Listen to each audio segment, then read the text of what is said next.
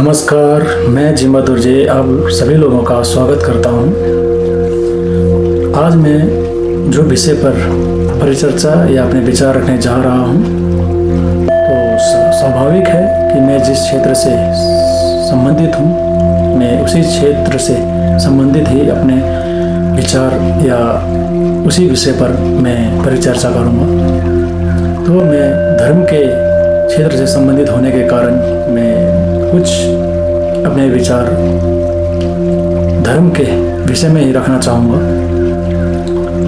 इस संसार में हम जितने भी प्राणी हैं, एक अदृश्य जीव से लेकर देवी देवताओं तक सभी की कामना सुख की कामना होती है, सुख प्राप्ति की कामना होती है। दुख कोई भी नहीं चाहता। इसी कारण हम सभी प्राणी अपने अपने तरीकों से या अपने क्षमता अनुसार अपने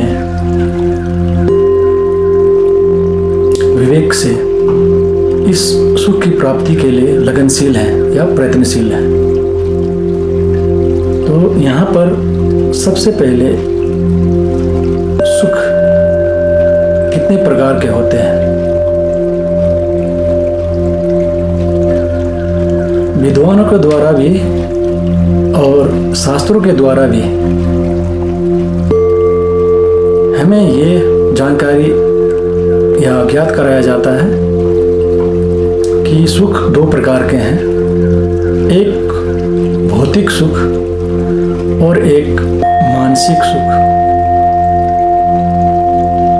भौतिक सुख में भी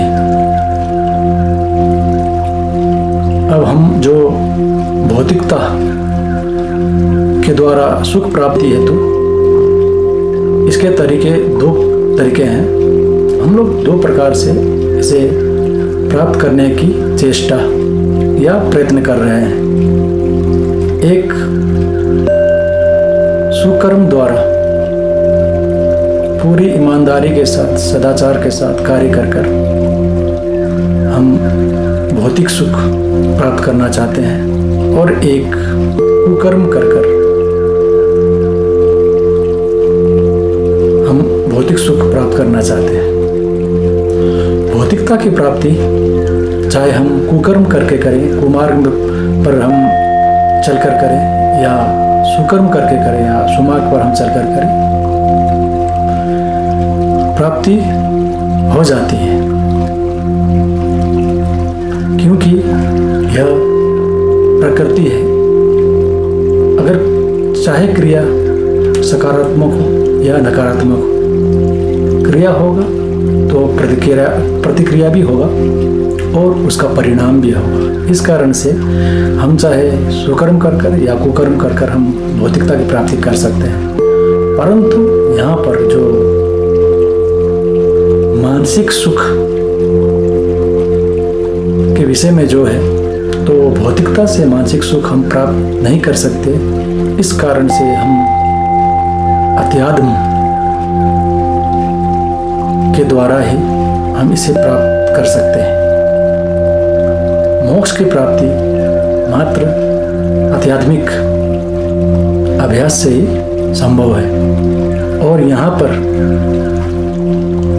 यह अनिवार्यता है कि हम मात्र सुमार्ग पर चलकर या सुकर्म करके ही मोक्ष की प्राप्ति कर सकते हैं या मानसिक सुख की प्राप्ति कर सकते हैं।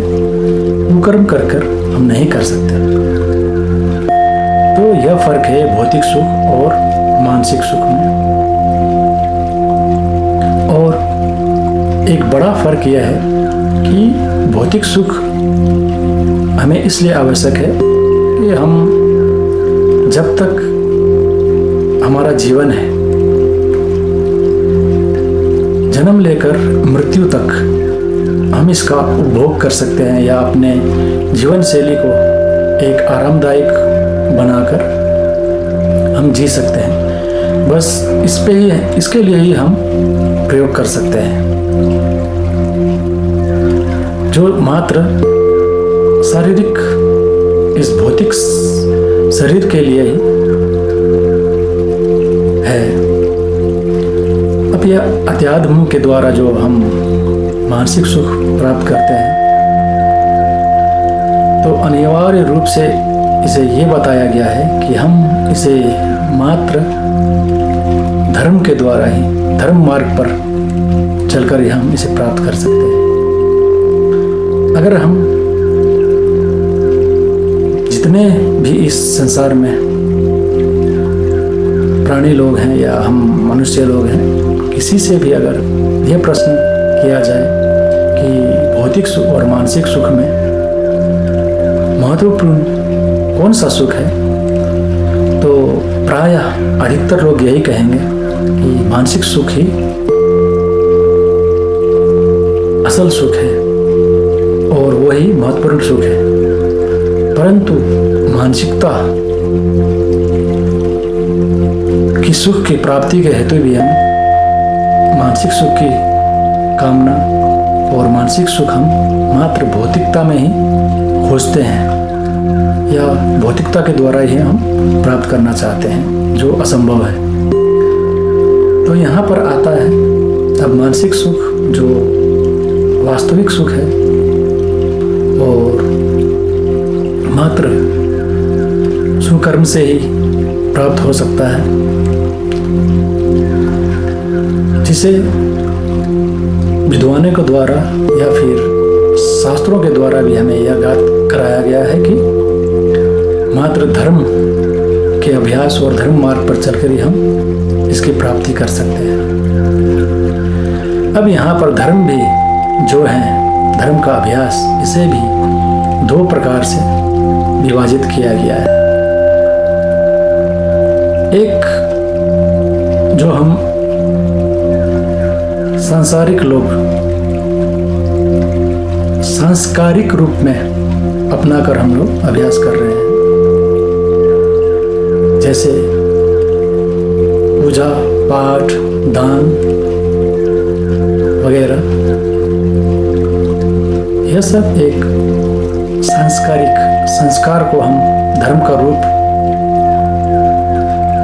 मानकर या हम अपनाकर ग्रहण कर हम उसका अभ्यास कर रहे हैं। और एक है ज्ञान के रूप में।